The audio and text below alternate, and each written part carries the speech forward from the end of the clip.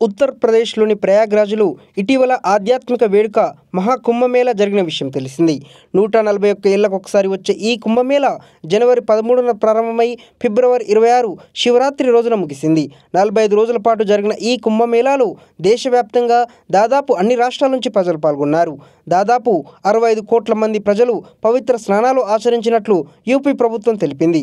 ప్రపంచంలోనే అతిపెద్ద ఆధ్యాత్మిక కార్యక్రమంగా ఈ మహాకుంభమేళా ఏకంగా గిన్నెస్ రికార్డు కూడా సొంతం చేసుకుంది.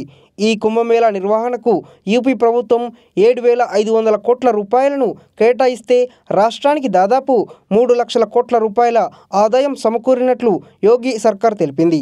ఇదిలా ఉండగా కుంభమేళా అనేక మంది జీవితాలను మార్చేసింది. లక్షల మందికి ఉపాధి కల్పించింది.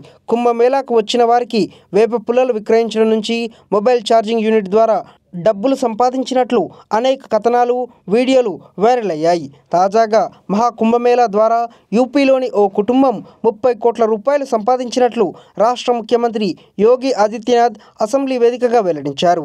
కుంభమేళా నిర్వహణపై ప్రతిపక్షాలు చేస్తున్న విమర్శలకు ఆయన గట్టిగా బదులిచ్చారు. కుంభమేళా వల్ల ఎంతోమంది ఆర్థికంగా లాభపడ్డారని తెలిపారు.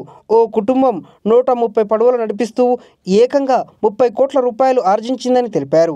రాష్ట్ర బడ్జెట్ సమావేశాల సందర్భంగా ప్రయాగ్రాజ్లో పడవలు నడిపేవారు దోపిడీకి గురయ్యారని సమాజ్వాదీ పార్టీ ఆరోపణలు చేసింది. దీనిపై సీఎం యోగి స్పందిస్తూ పడవ నడిపే ఓ వ్యక్తి విజయ గాథను పంచుకున్నారు. ఆ పడవ నడిపే వ్యక్తి కుటుంబానికి 130 పడవలు ఉన్నాయని, కుంభమేళా సమయంలో ఒక్కో పడవతో రోజుకు 50,000 రూపాయల నుంచి 52,000 రూపాయల వరకు సంపాదించారని తెలిపారు. 45 రోజులకు ఒక్కో పడవతో దాదాపు 23 లక్షల రూపాయల చొప్పున ఆదాయం సమకూరింది. అలా మొత్తం 130 పడవలతో 30 కోట్ల రూపాయలు సంపాదించారని సీఎం యోగి వివరించారు.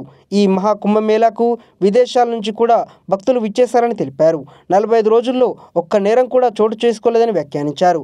కుంభమేళా నిర్వహణ కోసం 7,500 కోట్ల రూపాయలు పెట్టుబడులు పెట్టగా దాదాపు 3 లక్షల కోట్ల రూపాయల వ్యాపారం జరిగిందని వెల్లడించారు. హోటల్ పరిశ్రమకు 40,000 కోట్ల రూపాయలు, ఆహారం, ఇతర నిత్యావసరాల రంగానికి 33,000 కోట్ల రూపాయలు, రవాణాకు 1,50,000 కోట్ల రూపాయల మేర ఆదాయం లభించిందన్నారు.